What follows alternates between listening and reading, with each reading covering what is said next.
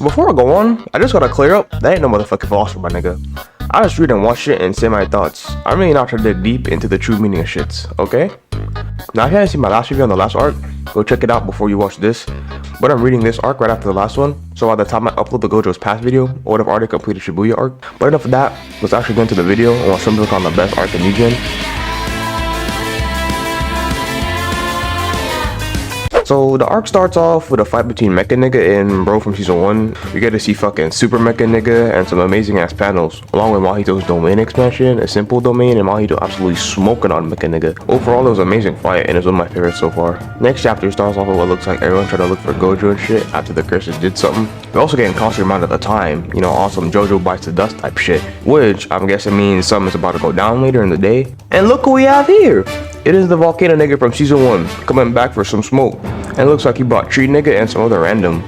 When I was making this script, I did not know that this random ass nigga was the fucking dude from Death Painting, so my fault.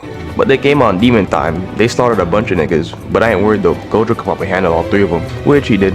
Kinda. He fucked up on me. He made Gojo shook, but other dudes just there. We then go take a look at Itadori and this baddie. And it looks like my boy Mahito is sitting there waiting for his ones to Itadori, which I can't wait for.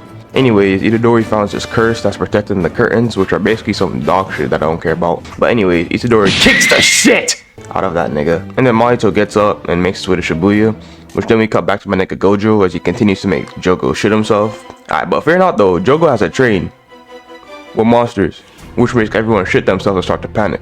Also, Mahito is here. Also, Itadori is here.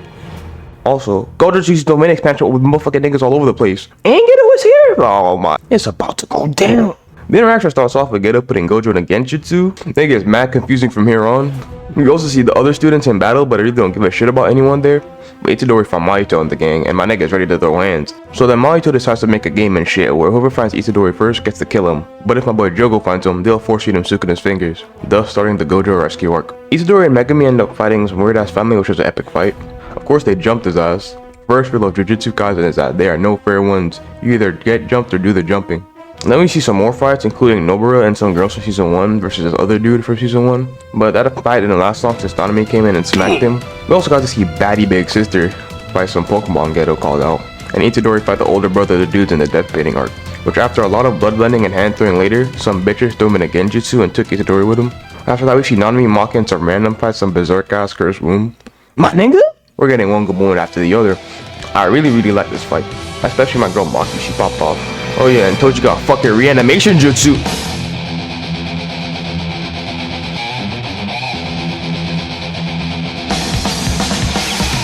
Yeah, this fight is my favorite so far, and of course I have my girl Toji in it. That's not even over. We have Jogo, who I can see getting affected by the death of his partners to signify that the villain side goes to the same shit as the hero side, and they have feelings too. But who gives a fuck? Nigga smoke Nanami. Nigga smoke old dude. And then started force feeding fingers to Itadori. Which was a bad idea because now Sukuna is here. And of course that nigga already on Demon Time. Quick side note.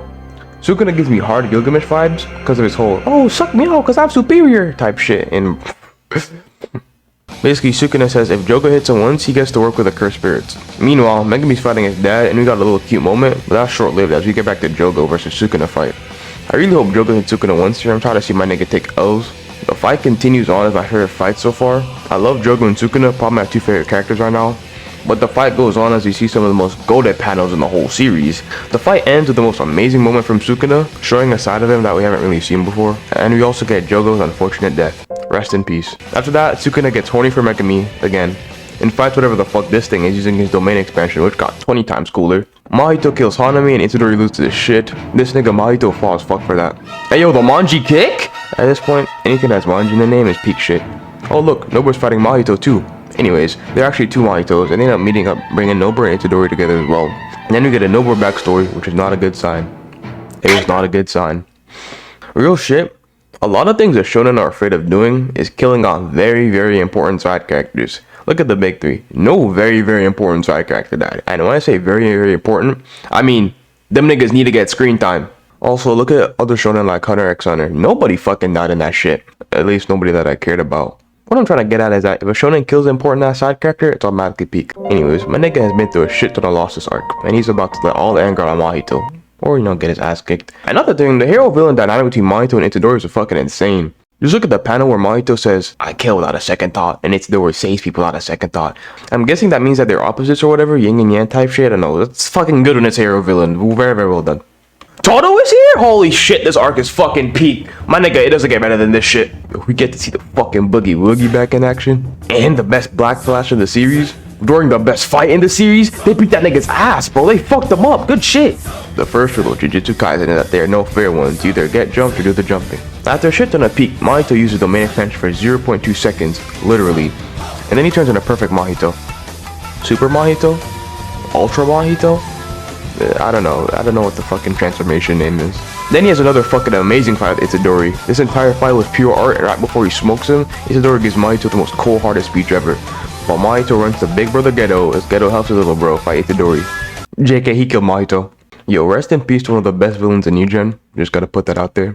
Now Geto's getting jumped, but he handles that. Turns out the fake Geto's name is Noritoshi Kamo, and this nigga's tripping out. Oh look, Baddie's here. Whole lot of shit going on, bro. What the fuck is happening? So Geto proceeds to pull an Aizen, the whole make chaos and leave type beat, and then the arc ends there.